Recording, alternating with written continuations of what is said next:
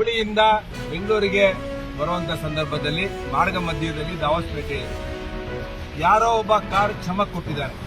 ಅವಾಗ ಇಳಿದು ಇವ್ರು ಕೇಳಿದ್ದಾರೆ, ಬಂದು ಚಮಕ್ ಕೊಟ್ಟು ಇವ್ರು ನಿಲ್ಸಿದ್ದಾರೆ, ಸರಿಯಾದ ರೀತಿಯಲ್ಲಿ ಹೋಗಪ್ಪ ಅಂತೇಳಿ.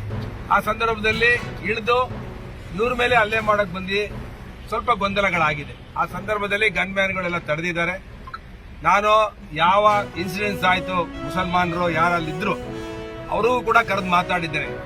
ರಸ್ತೆಯಲ್ಲಿ ಸಂದರ್ಭದಲ್ಲಿ ಕೆಲವು ಸಂದರ್ಭದಲ್ಲಿ ಆಕ್ಸಿಡೆಂಟ್ಗಳಾಗೋದು, ಚಿಕ್ಕ ಪುಟ್ಟ ಗೊಂದಲಗಳಾಗೋದು, ಓವರ್ಟೇಕ್ ಮಾಡಿದ ಸಂದರ್ಭದಲ್ಲಿ ಇವು ಸಾಮಾನ್ಯವಾಗಿ ಆಗುವಂತಹ ವಿಷಯಗಳು. ಇಂಥ ವಿಷಯದಲ್ಲಿ ರಾಜಕೀಯ ಬೇಡ, ಕೂತು ಮಾತಾಡಿ ಬಗೆಹರಿಸ್ಕೊಳ್ಳೋಣ. ಅನಂತಕುಮಾರ್ ಅವರು ತಪ್ಪಿದ್ರೆ ಅವರು ಸಾರಿ ಕೇಳ್ತಾರೆ, ನೀವು ಅದನ್ನ ಕ್ಷಮಿಸುವಂತ ಗುಣ ಇಟ್ಕೋಬೇಕು.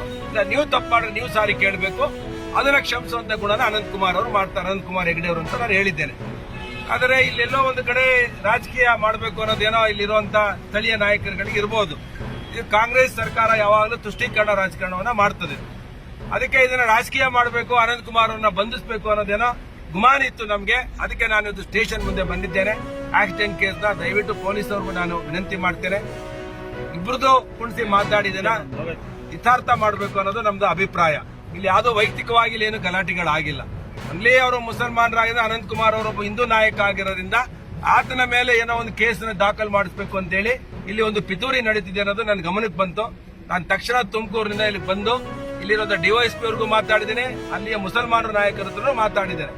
ಜಗಳಗಳು ಬೇಡ, ಹೊಂದಾಣಿಕೆಯಾಗಿ ಹೋಗೋಣ. ಆಕ್ಸಿಡೆಂಟ್ ಇಸ್ ಆಕ್ಸಿಡೆಂಟ್, ಏನು ಚಿಕ್ಕ ಪುಟ್ಟ ಘಟನೆಗಳಿಗೆ ದೊಡ್ಡದು ಮಾಡಬೇಡಿ ಅಂತಾನು ಹೇಳಿದ್ದೇನೆ. ಸೌಹಾರ್ದವಾಗಿ ಬಗೆಹರಿಸ್ಕೊಳ್ಳೋಣ ಅಂತ ಹೇಳಿ. ಅನೌನ್ಸ್ ಆಗಿಲ್ಲ. MLC ಸ್ಥಾನಗಳು 4 ಇದೆ. ಕಳೆದ ಚುನಾವಣೆಯಲ್ಲಿ ನಾವು 136 ಸೀಟ್ ಬಂದಿದ್ವಿ.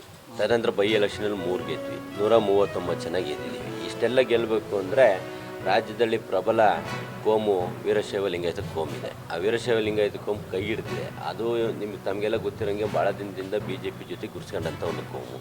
ಆ ಕೋಮನ್ನು ಇವತ್ತೇನಾದ್ರು ನಾವು ಕಾಂಗ್ರೆಸ್ ಪಕ್ಷದ ಕಡೆ ಏನು ಬಂದಿದೆ ಅದನ್ನಿಲ್ಲೇ ಉಳಿಸ್ಕೊಳ್ಬೇಕಪ್ಪ ಅಂದರೆ ಅದಕ್ಕೊಂದು ಒತ್ತು ಕೊಡಬೇಕು. ಆದ ಕಾರಣ ನಾನು ನಿನ್ನೆ ಮನವಿ ಮಾಡಿದ್ದೀನಿ, ವೀರಶೈವ ಲಿಂಗಾಯತರು ಒಬ್ಬರಿಗೆ ಒಂದು ಅವಕಾಶ ಮಾಡಿಕೊಡಿ MLC ಸ್ಥಾನನ ಅಂತ. ಒಟ್ಟು ನಮ್ಮ ಪಕ್ಷ ಬಲ ಆಗ್ತದೆ. ಏನು ಅದರಲ್ಲಿ ವೈಯಕ್ತಿಕ ಏನಿಲ್ಲ, ಪಕ್ಷ ಬಲಪಡಿಸ್ಬೇಕಪ್ಪ ಅಂದರೆ ಇವನ್ನೆಲ್ಲ ನೋಡ್ಬೇಕಾಗ್ತದೆ. ಒಂದು 4 ಸ್ಥಾನ ಇದೆ, ಒಂದೇ ಇದ್ರೆ ಬಿಡು ಫೈಟ್ ಅನ್ಬೋದು. 4 ಸ್ಥಾನ ಇರೋದ್ರೆ ಒಂದು ವೀರಶೈವ ಲಿಂಗಾಯತರು ಕೊಟ್ಟರೆ ಉತ್ತಮ. ಡಿಸೆಂಬರ್ ನಂತರದಲ್ಲಿ ಅದು ಹಣೆ ಬರೆದಾಗ ಏನು ಬರೆದಿದೆ ಗೊತ್ತಿಲ್ಲ. ಅವ್ರು ಡಿಸೆಂಬರ್ ನಂತರ ಮಾತಾಡೋದು ನೋಡ್ಕಿದ್ದೆಲ್ಲ ಅದಾಗಲಿ. ಫಸ್ಟ್ ನಮ್ಮ ಸಾಹೇಬ್ರು ಆಗ್ಬಿಟ್ರೆ ನಾನು ಅದಂಗೆ ಡಿಸೆಂಬರ್ ನಂತರ ಮಾತಾಡ್ತೀನಿ. Thank you. ಮನೆ ಬೇರೆ ಜ್ಯೋತಿನ ಎಲ್ಲ ಮುನ್ಸೂಚನೆ